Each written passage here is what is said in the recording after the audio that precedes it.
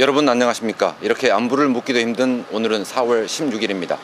희생자 가족들의 통곡과 기다림은 1년이 지난 지금 상실과 분노로 바뀌어버렸습니다. 1년 전에 굳은 약속들은 또 어떻습니까? 그래서 다시 묻지 않을 수 없습니다. 무엇이 변했나? 라고 말입니다. 이 주제를 가지고 어제에 이어 오늘도 이곳 팽목항에서 뉴스를 전해드리도록 하겠습니다. 네, 먼저 오늘 팽목항에서 있었던 일들을 김진선 기자와 함께 정리하겠습니다. 네, 세월호 참사 1주기인데 이곳 팽목항 분향소가 임시 폐쇄됐었다고요? 네, 그렇습니다. 팽목항에는 희생자들의 영정과 실종자들의 이름이 모셔져 있는 분향소가 있습니다. 1주기를 맞아 많은 추모객들이 찾고 있는데요. 네. 참사 꼭 1년이 되는 오늘 세월호 유가족들이 직접 이 분향소를 폐쇄했습니다. 인양 결정을 내리지 않는 정부의 태도에 항의를 하기 위해서입니다. 네. 가족들은 분향소를 현수막으로 둘러막았는데 인양 결정과 특별법 시행령 폐기 등 가족들의 요구사항이 적혀 있습니다. 네. 박근혜 대통령이 오늘 팽목항을 방문했는데 그러면 분향을 못했겠군요. 가족들은 만났습니까? 못 만났습니다. 네. 가족들이 안 만난 거죠. 네. 이곳에는 상주하는 실종자 가족을 포함해 유가족 10여 명이 있었는데 대통령이 도착하기 전 분향소를 모두 폐쇄한 뒤에 잠시 이곳을 떠났습니다. 이 때문에 박근혜 대통령은 대신 팽목항 방파제에서 시민들의 출입을 통제한 채 대국민 발표문을 읽었습니다. 인양을 준비해서 마지막 실종자까지 구해내겠다고 일단 또 약속했습니다. 직접 들어보시죠. 저는 이제 선체 인양을 진지하게 준비해야 한다고 생각합니다. 필요한 절차를 신속하게 진행해서 가능한 빠른 시일 내에 선체 인양에 나서도록 하겠습니다. 팽목항을 찾은 추모객들이 많았다고요? 네, 오늘 팽목항에서는 참사 1주기를 기리는 추모 행사가 잇따라 열렸습니다.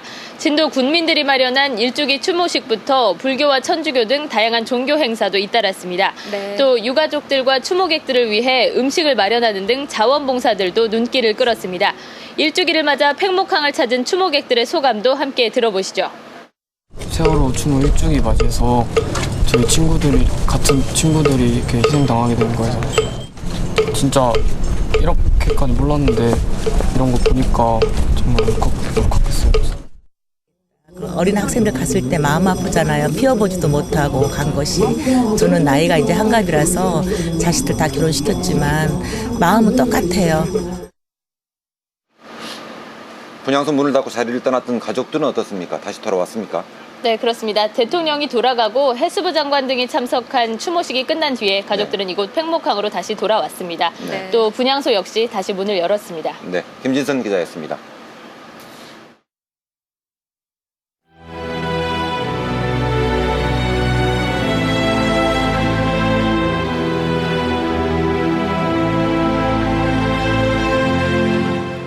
광주에서도 지금 시민들이 모여서 추모 행사를 열고 있는데 2부 제목이 가만히 있지 않겠다라고 합니다.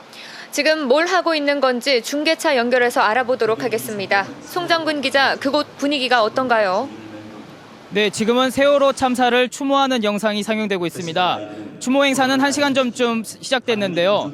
쌀쌀한 날씨에도 불구하고 추모 행사에 참여한 시민들도 발 디딜 틈이 없는 상태입니다. 이곳에 모인 수천 명의 시민들은 304명의 억울한 죽음을 애도하는 방법은 진실규명뿐이라고 말하고 있습니다. 추모 행사 구호가 진상규명 방해하는 정부 시행령, 즉각 폐기하라인데요. 이제 슬픔을 넘어 세월호의 진실을 밝혀내야 한다는 의미를 담고 있습니다. 시민들은 세월호 참사에도 안전사회 대한민국은 구현되지 않고 있다며 우려와 불만을 쏟아내고 있습니다.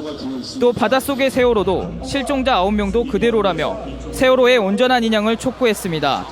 추모 행사에는 전남대 총학생회와 민주노총 광주본부도 참여했습니다. 서울을 비롯한 전국 30여 곳에서도 16,000여 명의 시민들이 희생자들의 넋을 위로하고 있습니다. 세월호가 바다에 빠진 지 꼭 1년, 살아남은 자의 슬픔은 고통으로 변하고 있습니다. 지금까지 문화전당학 광장에서 MBC 뉴스 송정근입니다. 아직도 실종자 9명은 차디찬 바다 밑에서 돌아오지 못하고 있습니다.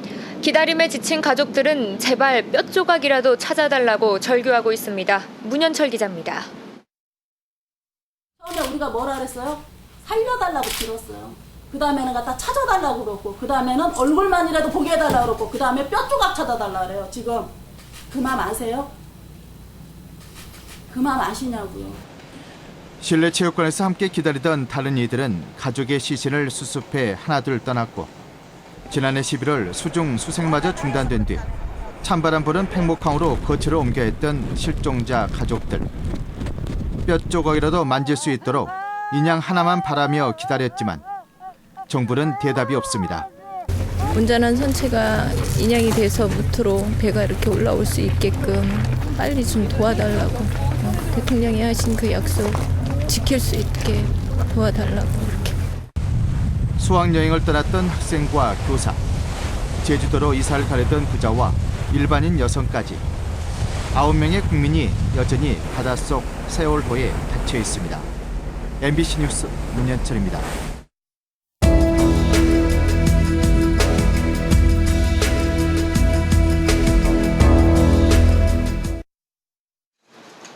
세월호 참사의 이면에는 돈에 대한 탐욕이 자리 잡고 있습니다.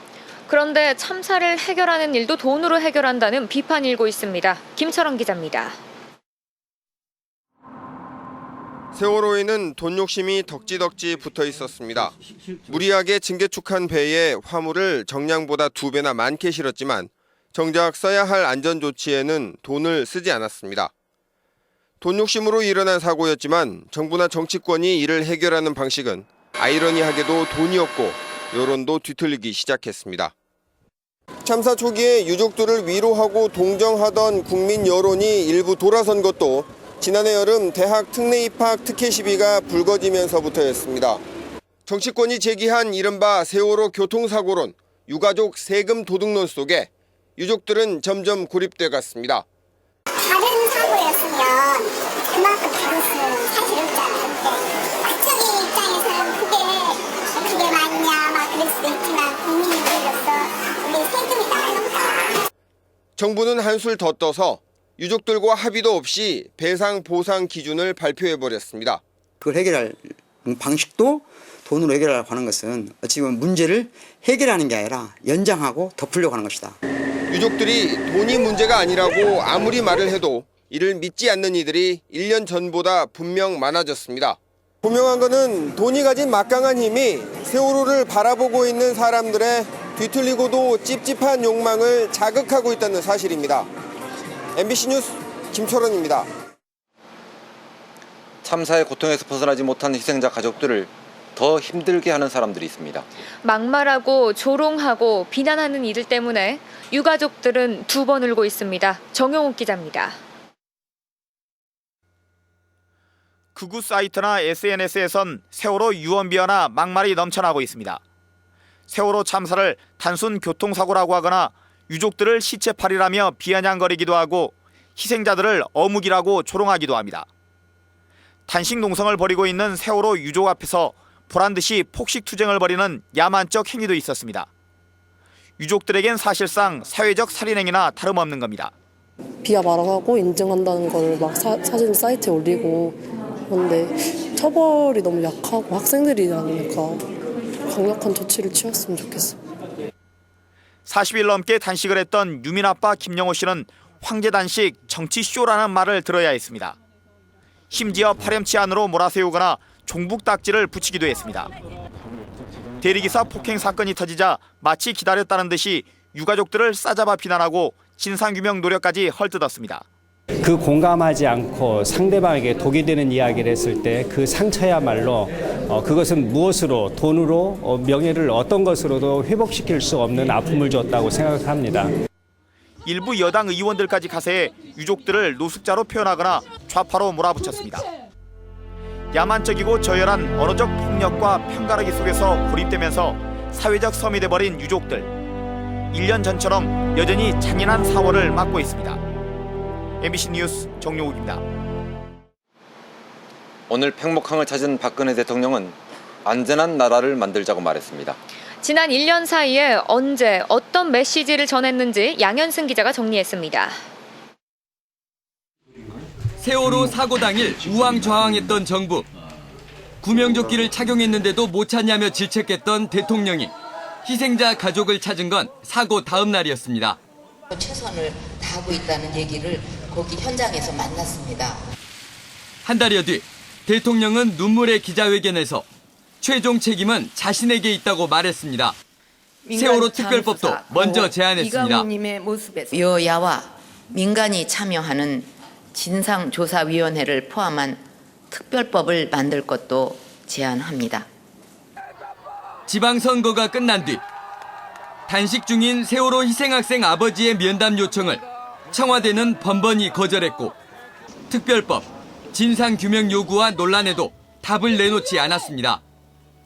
대통령이 선체 인양을 언급한 건 세월호 참사 1주기와 재보궐선거가 임박한 최근입니다. 여론을 수렴해서 선체 인양을 적극적으로 검토할 것입니다. 참사 발생 꼭 1년째 되는 날, 박 대통령은 팽목항에 잠시 머문 뒤 남미 순방길에 올랐습니다. MBC 뉴스 양현승입니다.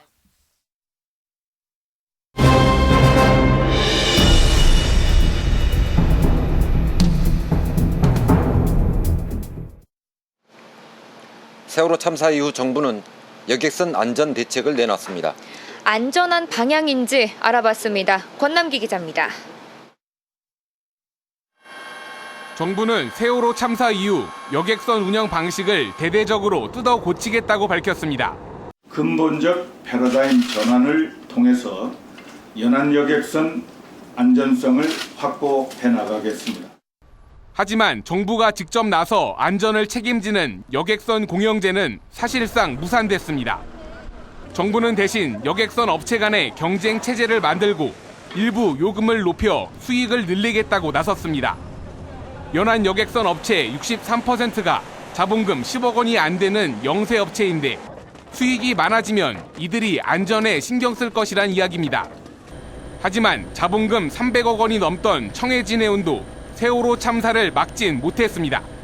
안전산업에는 기업의 이윤을 좀 확대하는 방식으로 정부가 이걸 활용하겠다. 정부는 여객선 안전뿐 아니라 자칫 대형 참사로 이어질 수 있는 가스 안전 관리와 함께 댐과 같은 대형 시설에 대한 안전 점검에도 민간 참여를 확대할 예정입니다. MBC 뉴스 권남기입니다. 정부가 내놓은 세월호 참사 대책 중에 하나는 해경 해체였습니다. 국가기관을 문책한 셈인데 여론 무마를 위해 충동적인 대책이 아니었나 싶습니다. 김양훈 기자입니다. 국민 앞에 흘렸던 대통령의 눈물. 세월호 사고 구조 실패 책임을 물어 초유의 국가기관 문책을 결정했습니다. 고심 끝에 해경을 해체하기로 결론을 내렸습니다. 새 이름 해양경비안전본부, 줄임말은 그대로 해경. 서해본부 전체 2천여 명의 인력 가운데 사무직이 37%를 차지하고 있고 100여 척에 이르는 함정과 안전센터, 출장소 등 현장 대응 인력 증원은 미미한 수준입니다. 직원들의 근무복마저 아직 해양경찰때 입었던 옷입니다. 서해 중국 어선이 활개를 치는데 해상 치안력이 나아진 것도 아닙니다. 상급 부처인 국민안전처가 생겼지만 100명 넘는 사상자가 난 아파트 화재와 원전 유해가스 누출, 해경 헬기 사고까지 안전 위협은 여전합니다. 재난 컨트롤 타워의 첫 장차관은 모두 군 출신으로 갑작스런 조직 개편에 인력 늘리기에 집중된 예산, 그리고 뚝 떨어진 사기, 결국 형식적 충격 요법에 그쳤습니다. 인력과 예산을 그대로 놔두고 업무만 넘어갔어요. 그러니까 오히려 안전이 강화된 게 아니라 퇴보가 됐습니다. 4월 16일 정부가 정한 첫 국민 안전의 날. 대한민국은 안전해졌는지 묻지 않을 수 없습니다. MBC 뉴스 김양훈입니다. 세월호 참사 이후 여객선 안전과 시민 의식은 얼마나 개선됐을까요? 안타깝게도 여전히 곳곳에서 허점이 드러나고 있습니다. 문형철 기자입니다. 세월호 사고 이후 한층 강화된 여객선 승객에 대한 신원 확인. 여전히 잘 지켜지고 있을까? 취재진이 다른 사람의 신분증을 갖고 여객선 표를 끊어봤습니다. 본인이 맞는지 확인도 하지 않고 표를 발권해줍니다. 승선 단계에서도 마찬가지 아무 일 없이 무사 통과합니다. 참사 직후 철저하게 신원 확인을 했던 모습은 찾아보기 어렵습니다. 발권, 개찰, 승선까지 모두 3단계로 이루어지던 신분증 검사는 2차례로 줄었습니다. 신분증 확인은 배 앞에서 합니다. 객실 내부, 비상대피 요령 등을 알려주는 영상이 나오지만 관심을 기울이는 승객은 한 명도 없고 거의 그냥 상식적인 거라서 안 보는 것 같아요. 안내방송에서는 듣고 있기 부끄러운 내용도 흘러나옵니다.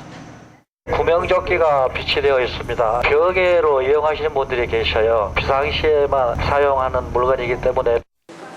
육지로 돌아오는 또 다른 선사의 배편. 제대로 된 신원 확인은 역시 없었습니다.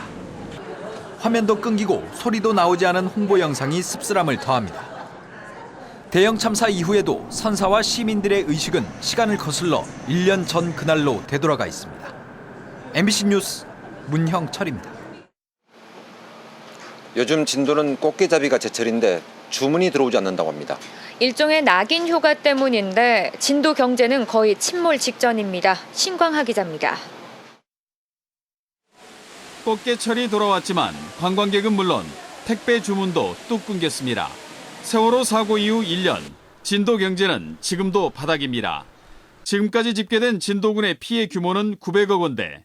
유무형 피해 등을 감안하면 피해액은 수천억 원대로 늘어나지만 근거 자료가 없습니다. 목포의 어떤 여론이나 이런 그 지역에서 지금까지 생산됐던 것들을 기준으로 산정할 수 있는 그런 방법밖에 없죠. 그나마 선지급할 예정이던 손실보상 등도 지연되면서 주민들의 어려움은 가중되고 있습니다. 보상 문제가 좀 속히 이랬으면 되겠어요. 주민들 참 어렵습니다. 지금 어렵고 아시다시피 생계가 참 막막해요. 진도 인접 6개 시군의 피해도 여전히 진행 중입니다. 완도의 수산업은 가장 큰 피해를 입었고 목포의 관광산업도 회복이 지연되고 있습니다. 가장 시급한 것은 낙인 효과를 지우는 것입니다. 사고 발생지라는 낙인 효과로 인해 관광객 수가 줄면서 음식 숙박업 등 관광산업뿐만 아니라 다른 산업 분야로도 피해가 확산되고 있습니다. 특히나 우리 지역 같은 경우는 자연재해가 아니고 인적재해였기 때문에 그에 따른 기억이 상당히 오랜 기간 지속될 수밖에 없습니다. 그래서 세월호 인양이 낙인 효과 제거는 물론 청정 이미지 회복 방안으로 제시되고 있습니다. MBC 뉴스 신광하입니다.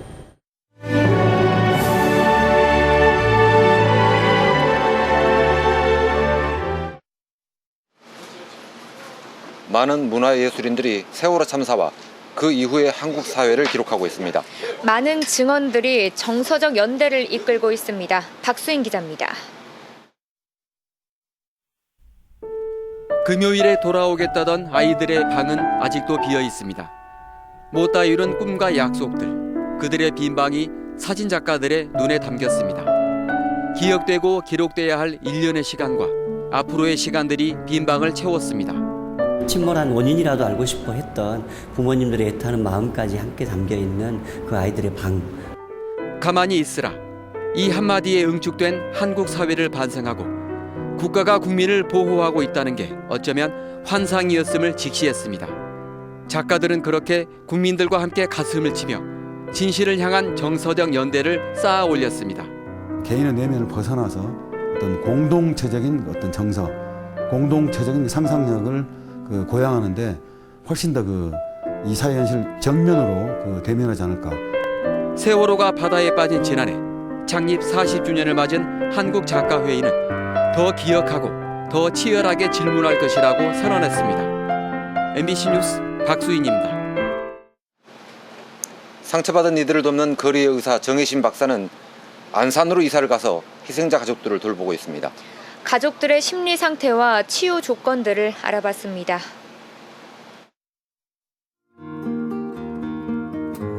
(1년이) 껍데기처럼 지나갔지만 실제로 내실 있게 진전이 된 것은 우리 사회에 아무것도 없다는 것을 우리가 인정해야 된다고 생각해요. 우리가 1년 동안 아무것도 못하고 오히려 상처만 더 심화시키고 더 덧나게 만들었다는 것을 우리가 고백하고 인정하고 거기서부터 다시 시작해야 될 것 같아요. 망언. 보수적인 사람들이 내뱉는, 생각 없이 내뱉는 그런 극단적인 망언들, 그리고 유가족들한테 하는 조롱, 비아냥, 저는 세월호 유가족들한테는 그리고 트라우마 피해자들한테 아주 결정적으로 이 사람들을 무너뜨리는 2차 트라우마에 해당해요. 그러니까 사회가 인간에 대한 예의를 잃은 사회, 그리고 그런 것들이 피해자들한테 굉장히 큰 상처를 다시 줬죠. 세월호 유가족들의 심정이 어떤지를 잘 이해해주고 잘 공감해주면 좋겠어요. 그러면 거기서 많은 것들이 풀린다고 생각해요. 근데 이게 세월호 참사 진상규명을 해내고 이 유가족들을 치유하기 위한 과정은 상당히 길 것이다. 내가 지금 일진에 서 있지 않다 그러더라도 너무 본인한테 뭐라 하지 않으셨으면 좋겠어요. 예, 이진으로 충분히 머물러 있다가 나중에 일진이 저 뒤로 후방으로 빠지면 그때 좀 앞서 주시면 됩니다.